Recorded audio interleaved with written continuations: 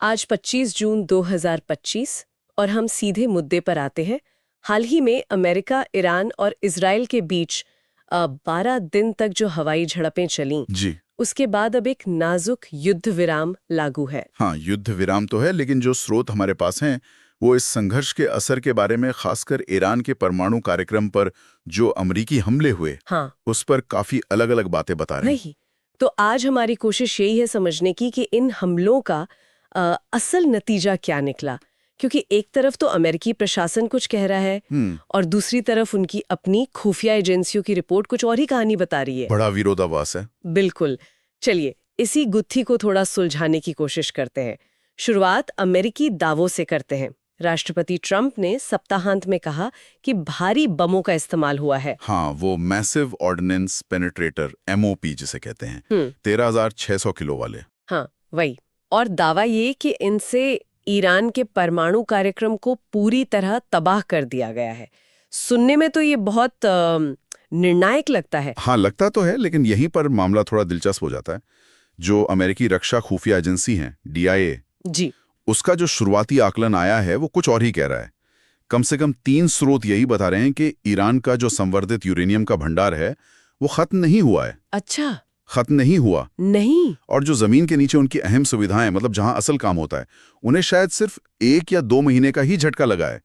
पूरी तबाही तो बिल्कुल नहीं। सिर्फ 1-2 महीने, ये तो पूरी तरह तबाह वाले दावे से बहुत ही अलग बात है। तो DIA की रिपोर्ट में और क्या खास है? रिपोर्ट ये भी कहती है कि हमलों से 2 मुख्य सुविधाओं के जो एंट्री गेट हैं वो मलबे से बंद हो गए हैं। लेकिन जमीन के नीचे जो इमारतें हैं उनको कोई बड़ा ढांचागत नुकसान नहीं पहुंचा है।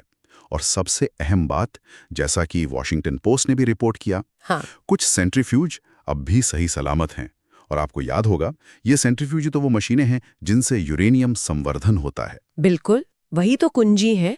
तो मतलब वो मशीनें अभी भी काम कर सकती हैं? लगता तो यही है। जाहिर है, व्हाइट हाउस ने इस खुफिया रिपोर्ट को फौरन खारिज कर दिया, कहा कि ये सरासर गलत है। तो एक तरफ राष्ट्रपति का दावा है कि सब खत्म, दूसरी तरफ उनकी अपनी खुफिया एजेंसी कह रही है कि नहीं, अभी काफी कुछ बचा हुआ है। ये विरोधाभास तो अपने आप में बहुत कुछ कहता है। और ईरान का तो हमेशा से ये स्टैंड रहा है कि उनका कार्यक्रम शांतिपूर्ण है, ऊर्जा के लिए। बिल्कुल।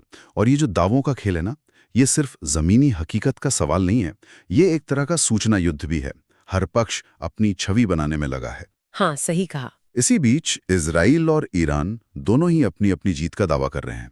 इजरायली प्रधानमंत्री नेतन्याहू ने कहा कि इन हमलों ने परमाणु तबाही का खतरा टाल दिया। और ईरान ने क्या कहा? वो भी जीत का दावा कर रहे हैं। हाँ, ईरानी राष्ट्रपति मसूद पेज़ेश्कियान ने इसे ईरानी मीडिया में महान जीत बताया है। तो आप देखिए, दोनों तरफ से कोशिश है कि अपने लोगों को और दुनिया को दिखाया जाए कि वो मजबूत हैं। उन्होंने अपना लक्ष्य हासिल कर लिया, भली असलियत कुछ और हो।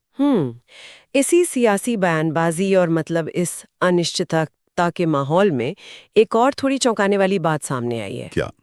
सरकारी समाचार एजेंसी IRNA के मुताबिक ईरानी राष्ट्रपति ने सऊदी क्राउन प्रिंस मोहम्मद बिन सलमान से बात की है और कहा कि तेहरान अमेरिका के साथ अपने मतभेद सुलझाने को तैयार है।